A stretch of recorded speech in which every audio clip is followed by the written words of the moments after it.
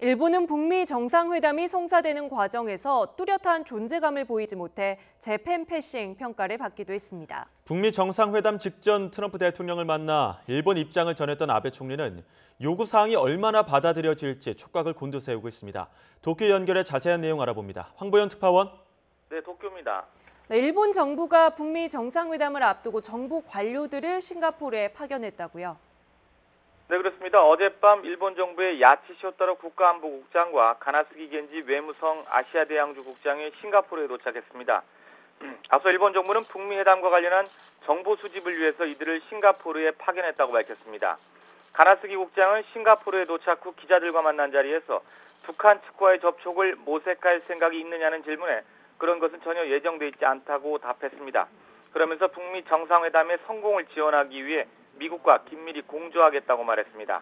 이들은 우선 북미 회담의 진행 과정과 결과를 면밀히 파악하는 데 최선의 노력을 다할 것으로 보입니다. 다만 북미 회담이 성공적으로 마무리되면 일본 정부가 북한과 직접 대화할 용의가 있다고 이미 밝힌 만큼 이에 대비한 사전 움직임에 나설 가능성도 제기되고 있습니다.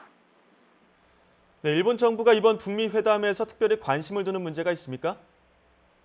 네, 비핵화 문제가 해결되는 게 일본 정부로서도 물론 가장 중요합니다. 여기에 일본과 관련된 현안도 이번 북미 회담에서 해결되거나 적어도 중요하게 다뤄지기를 바라는 게 일본 정부의 기대라고 볼 수 있을 것 같습니다.